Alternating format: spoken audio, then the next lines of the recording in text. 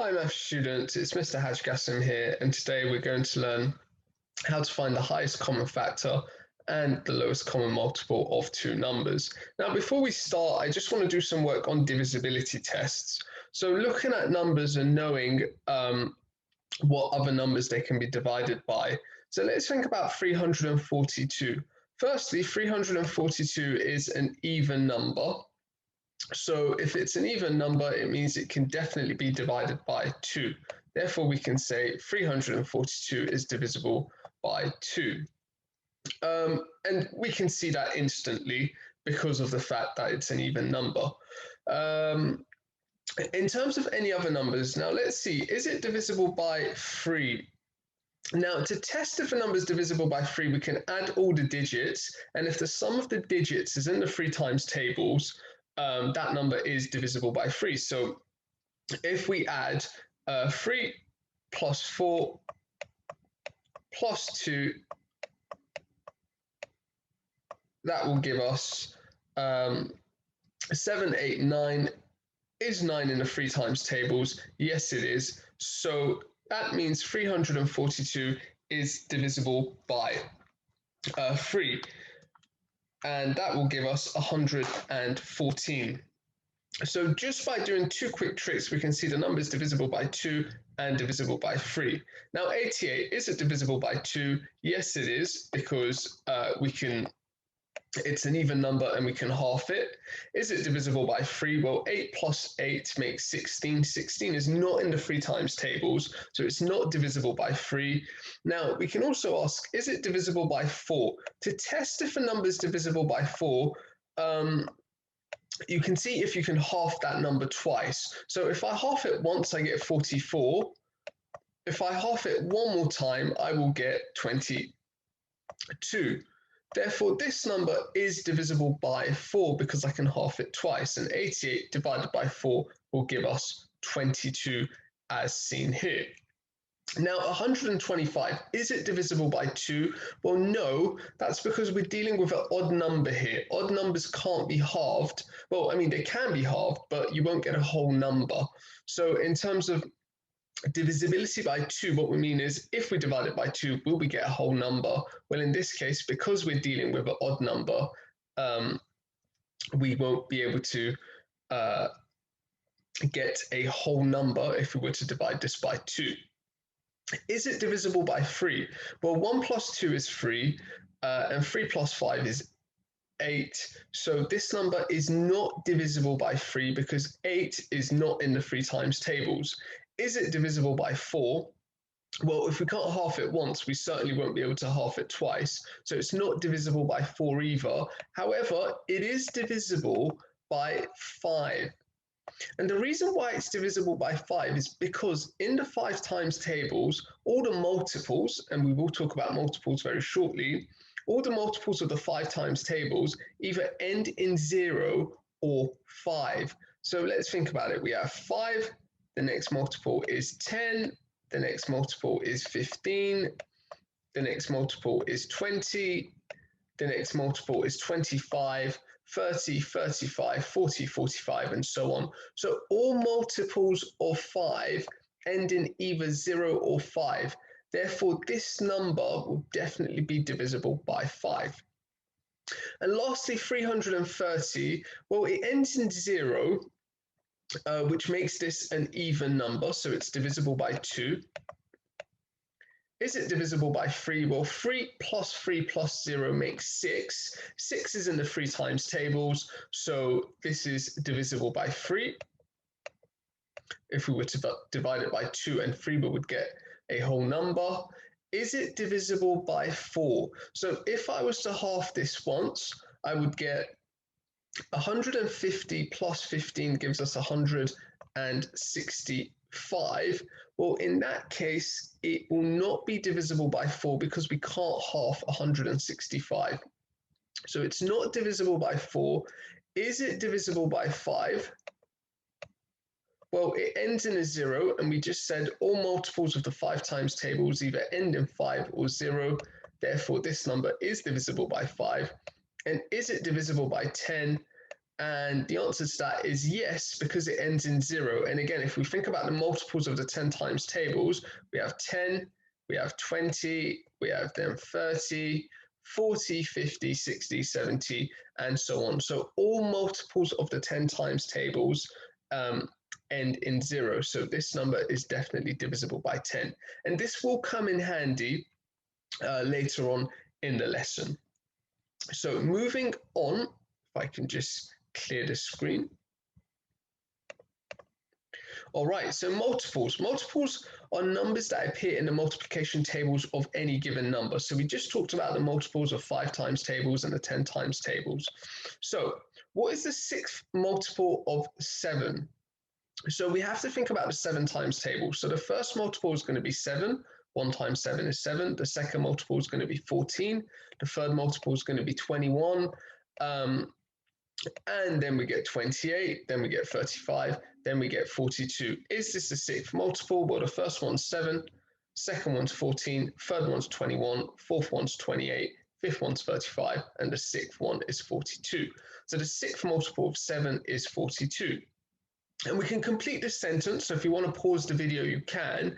But 56 is a multiple of what numbers? Well, it's a multiple of 1.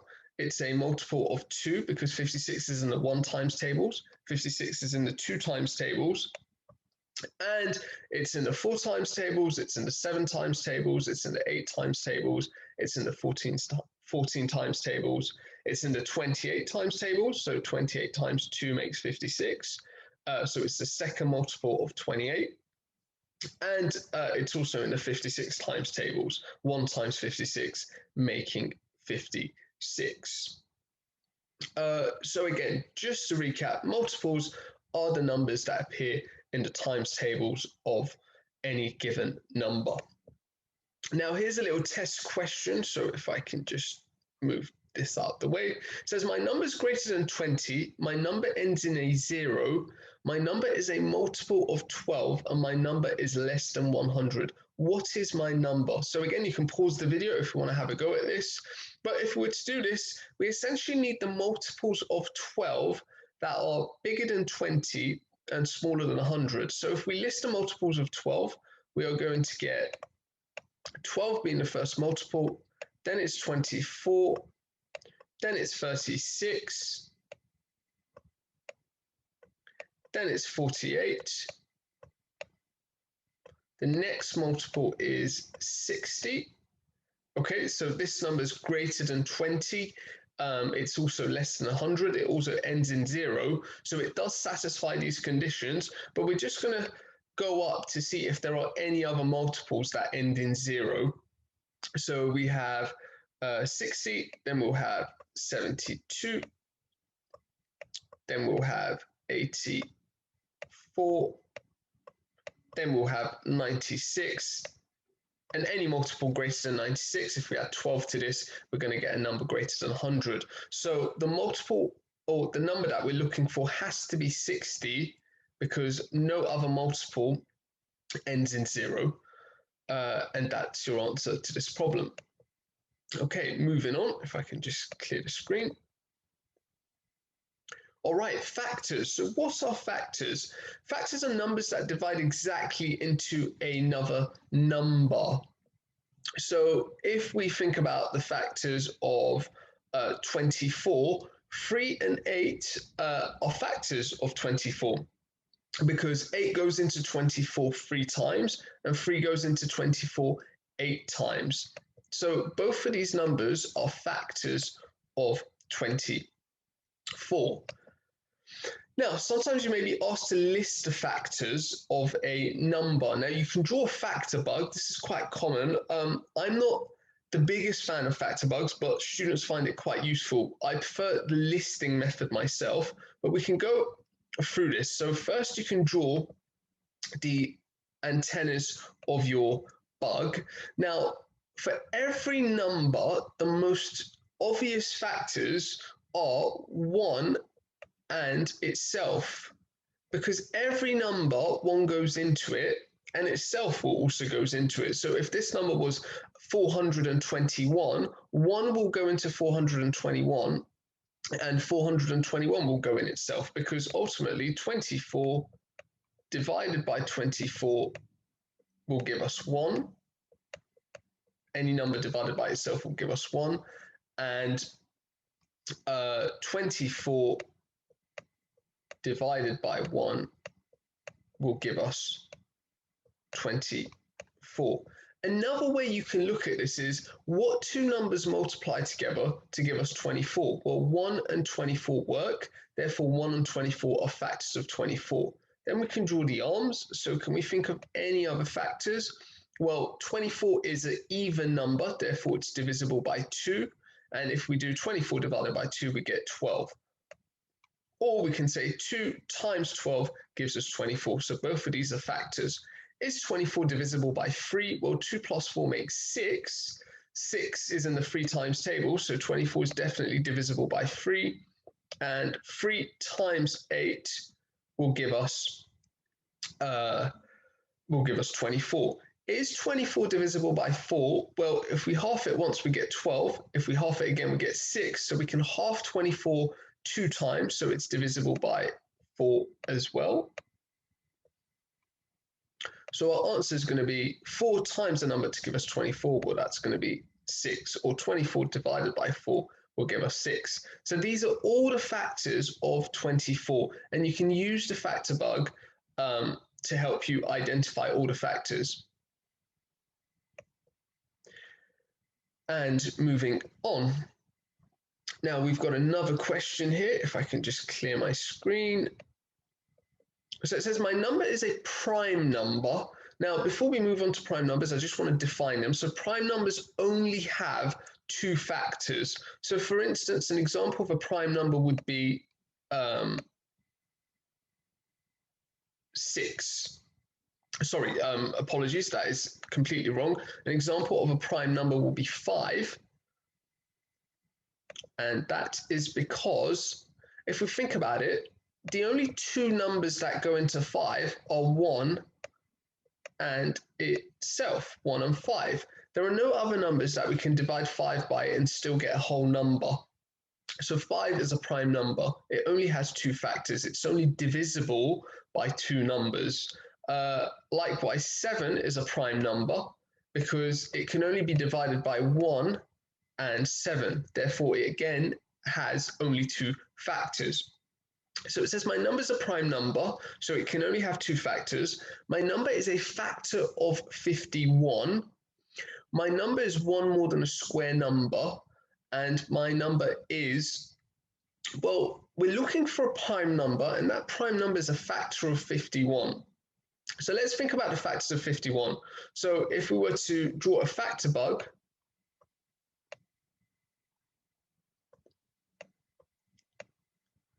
and always start with the antennas. So the most obvious factors will be 1 and 51. Now we can't divide 51 by 2 because it's not an even number. However, 5 plus 1 makes 6. Therefore, 51 is divisible by 3. So 51 divided by 3 gives us 17. Now let's think about 17 here. Is 17 a prime number? And the answer to that is yes, because there are no numbers that we can divide 17 by apart from 1 and 17. So 17 only has 2 factors, therefore 17 is a prime number.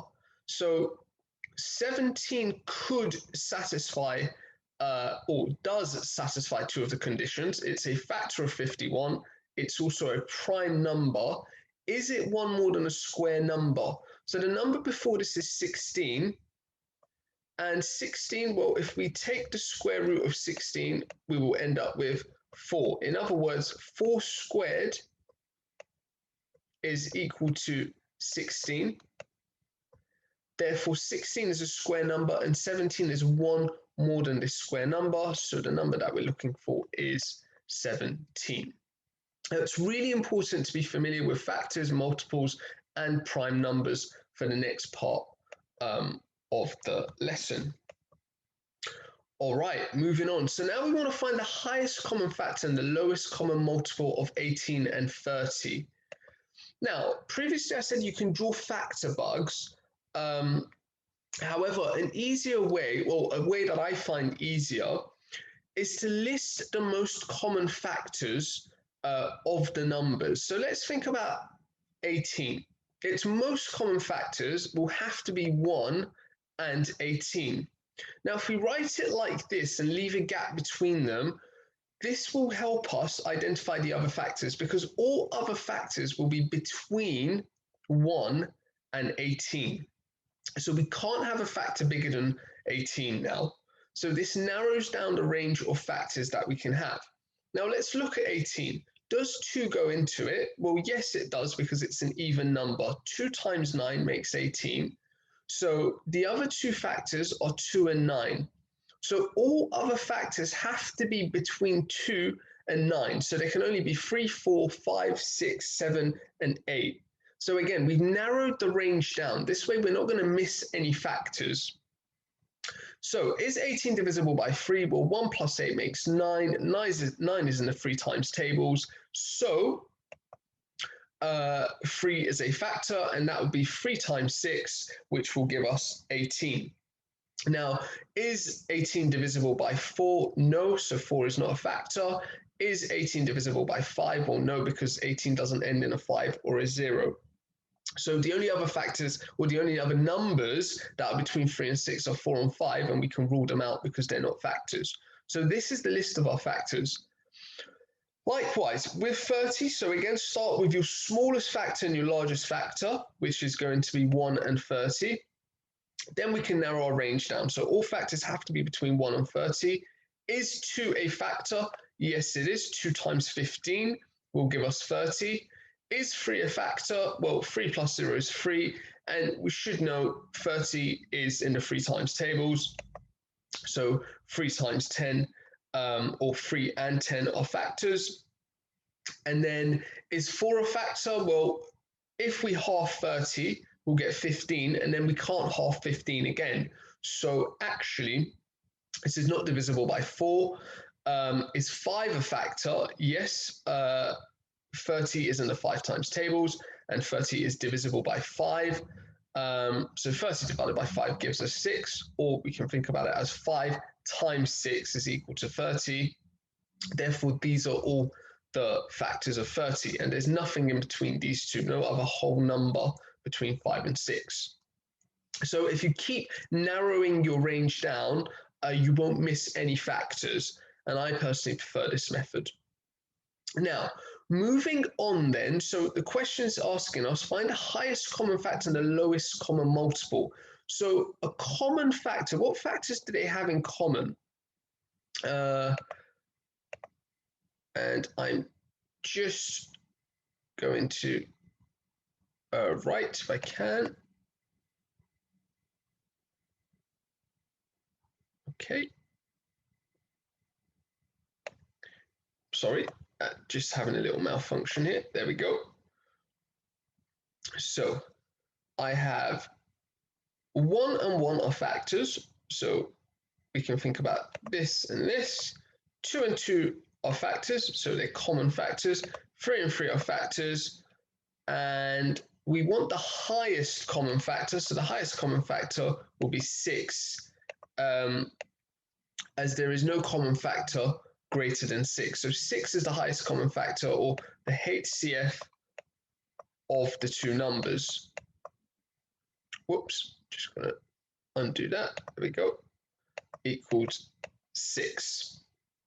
Now we want the lowest common multiple. So again, you can list the multiples of 18 and 30. So that's going to be 18, 36, 54, 72, 90. And you can go on, but I'm just going to stop at 90. And the multiples of 30 are going to be 30, 60, 90. So the lowest common multiple will be 90, because this is the first multiple that they both have in common. So the LCM is going to be these two over here. So LCM is equal to 90. And that's our answer. Now, this works fine for small numbers. However, if the numbers are really big, this lister method can take a really long time, and you're more likely to make mistakes. So in a minute, we're going to learn how to use Venn diagrams to find the highest common factor and lowest common multiples of numbers. Now I'm going to do a Venn diagram for 18 and 30 just to show you how this works.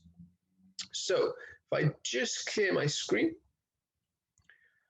All right, so we have 18 and 30.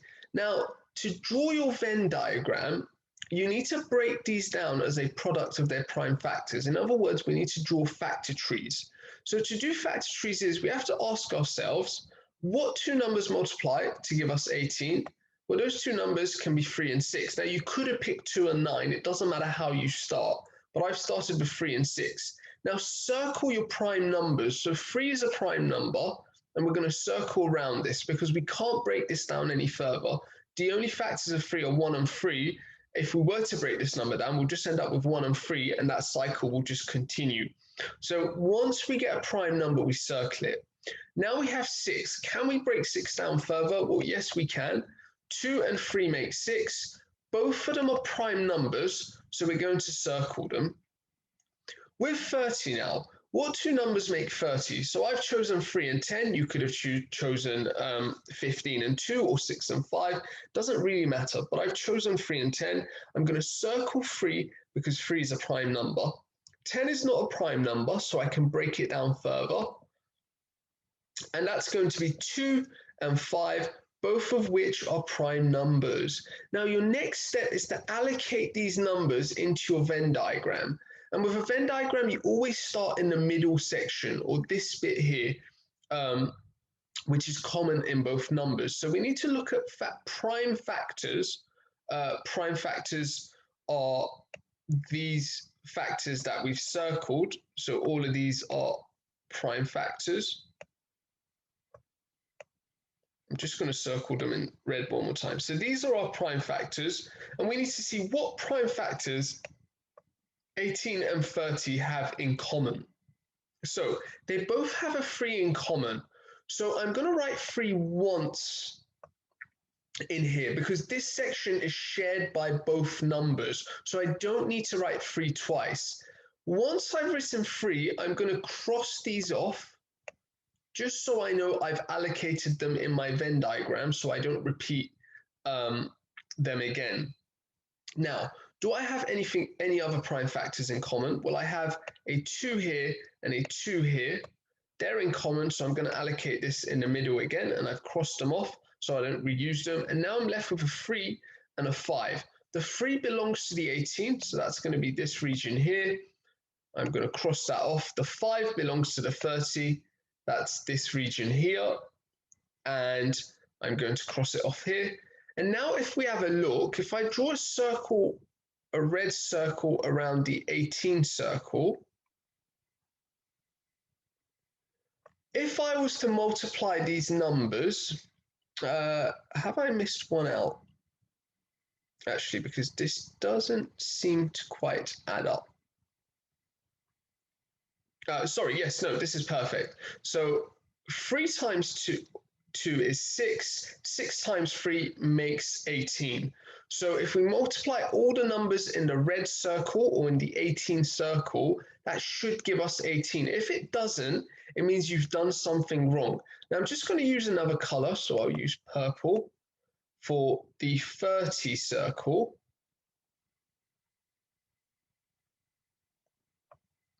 And again, multiply the numbers in the 30 circle together to see if you get 30. So 3 times 2 is 6, times 5 makes 30. So I know my Venn diagram is correct because both circles multiply to give us the numbers that we're looking for. So this circle gives us 18 and this circle gives us 30. Now the highest common factor is always the middle region. So we have to multiply 3 and 2, which will give us 6. So I'm just going to use green. So HCF, as I've shown with the arrow, is the 2 numbers here. And when we're dealing with Venn diagrams, we always multiply. So it's going to be 3 times 2, which is 6. And if we think about what we did on the last slide, our highest common factor was 6. Now our LCM was 90. So how do we get our LCM? To get our LCM, we have to multiply all the numbers together in the Venn diagram. So it's going to be 3 times 3. And again, notice that we're just multiplying. There's no addition. It's all multiplication. So we're going to have 3 times 3 times 2 times 5, using all the numbers in our Venn diagram. And that is going to be, well, 5 times 2 is 10, 3 times 3 is 9, 9 times 10 will give us an LCM of 90. So we can draw factor trees, allocate our prime factors into a Venn diagram, and then multiply the numbers to get our HCF and LCM. All right, moving on. So we have another example now. So find a HCF and LCM of 90 and 120. I'm just going to clear the screen. All right, so we start with, whoops, apologies. We start with 90 and 120. So we need to draw our factor trees. So my branches here are going to be, I'm going to choose 9 and 10. Neither of them are prime, so I can break them both down further. We're going to end up with 2 and 5. Both are prime numbers because both of them only have 2 factors. And then here we're going to break this down to 3 and 3, both of which are prime again. Now with 120, again, I know this number ends in 0, so it has to be divisible by 10. So 10 times 12. Notice we think about the numbers that multiply to give us 120, or we have to divide 120 by 10, which will give us 12. Doesn't matter how you think about it. You can either think about it in terms of multiplication or division. So 10 times 12 is 120, or 120 divided by 12 is 10, or 120 divided by 10 is 12. Now again, neither of them are prime, so I can break the numbers down further. So I can break 10 down into 2 and 5. I will circle both numbers because they're both prime. 12 can be broken down into 2 and 6. 2 is a prime number. 6 can be broken down further into 2 and 3, both of which are prime.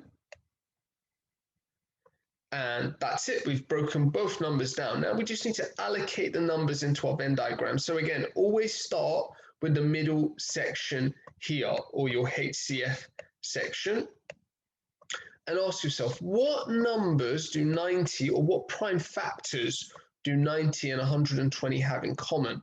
So I'm just going to use a different color pen. They both have 1, 3. So the 3 goes in here. Now, before carrying on, just by looking at these numbers, I'm pretty sure 30 is the highest common factor because 30 goes into both of them. 30 times 3 makes 90.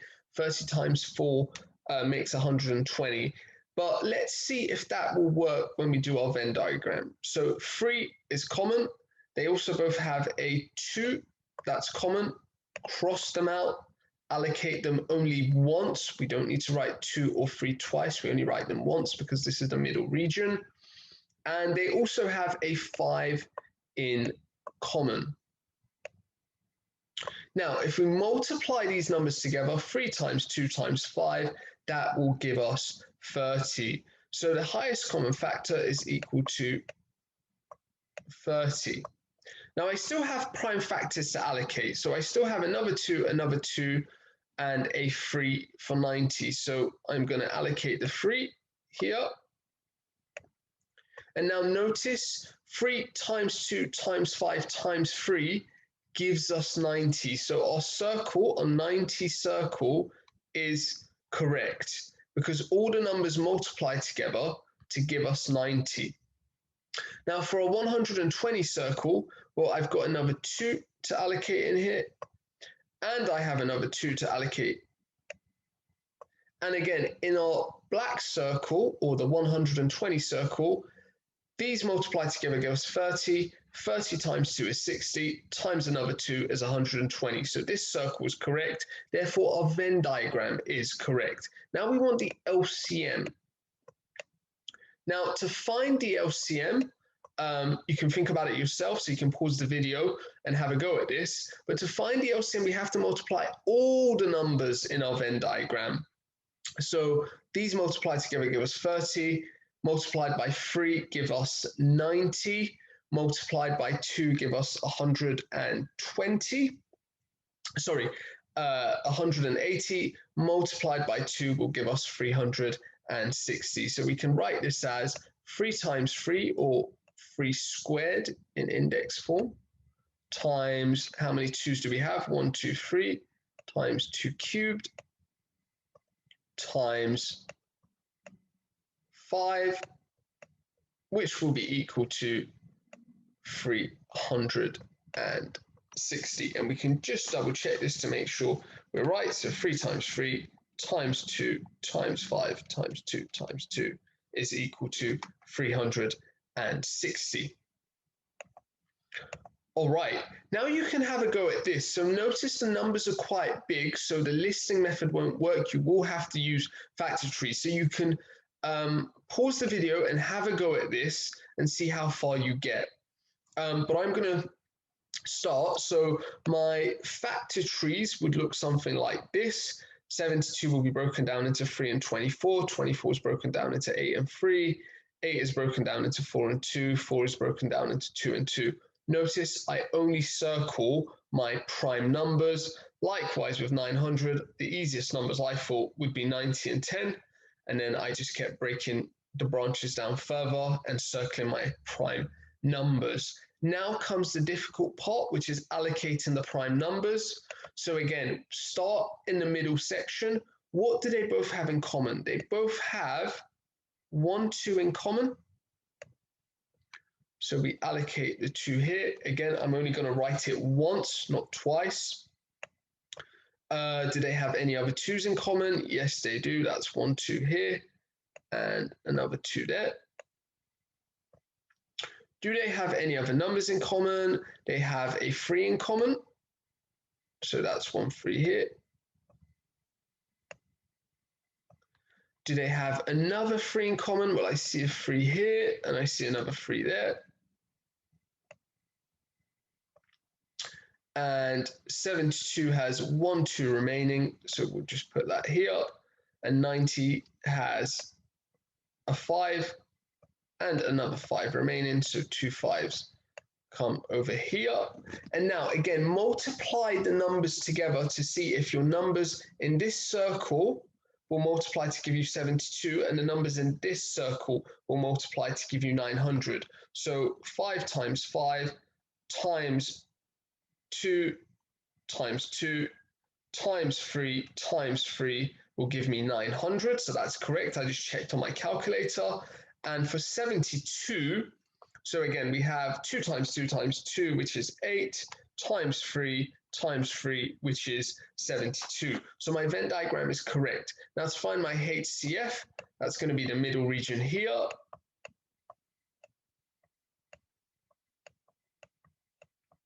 So we're going to multiply these numbers together. So 2 times 2 is 4, times 3 is 12, times 3 is going to give us 36. That works. And then our LCM is going to be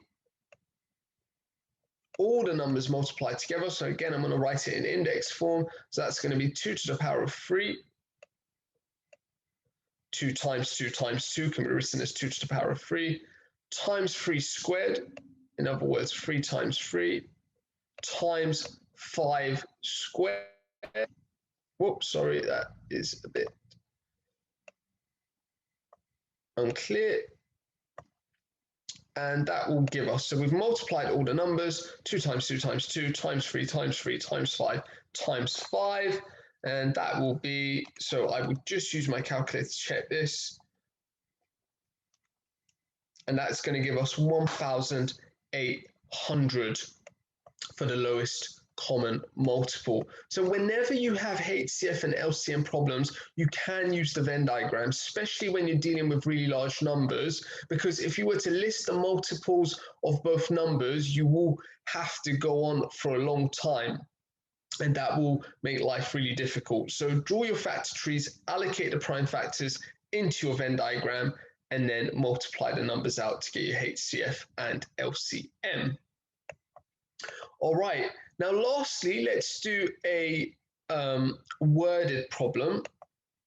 Now we've got the image here, that will make the question a little bit more clear, but it says you won't get this in an exam, but I've put this here because I think it provides some more clarity. It says Lena is going to plant 63 tomato plants and 81 carrot plants. Lena would like to plant the plants in rows where each row has the same number of tomato plants and each row has the same number of carrot plants. What is the greatest number of rows Lena can plant? Now, a trick to this question, or a hint in this question, is the word greatest. Now we have LCM and we have HCF. So is this an LCM problem, lowest common multiple problem, or a highest common factor problem? Well, the word greatest matches with the word highest. So this is going to be a highest common factor problem. So we need to work out the highest common factor of 63 and 81. Now you could draw a Venn diagram and do this, but I know off the top of my head, the highest common factor of these two numbers is going to be 9. Therefore, what is the greatest number of rows Lena can plant? Well, it's going to be 9 rows per plant, because 9 lots of 9 lots of 9 will give me 81. So that's 1, 2, 3, 4, 5, 6, 7, 8, 9 carrots. So 9 lots of 9 will give me the 81 carrots that I'm looking for.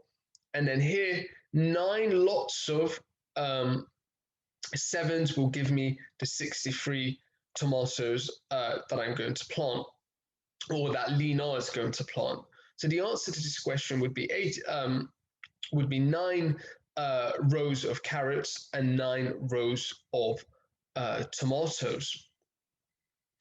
All right, moving on to the next question and the final question of this session. So it says buses following route A depart from the station every 15 minutes. Buses from route B depart the station every 9 minutes.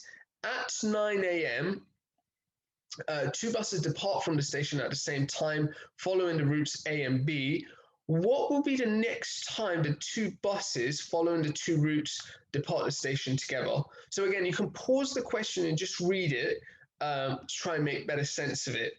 But essentially what we're saying is, when will be the next time that they will meet? So they're traveling every 9 and 15 minutes, or buses depart every 9 and 15 minutes. So this is going to be an LCM problem, because if we think about it, we have a bus leaving at 9 o'clock, then a bus will leave at 9:15, then a bus will leave at 9:30, and so on. And likewise here with the route B, buses will leave at 9 o'clock, then 9:09, then 9:18,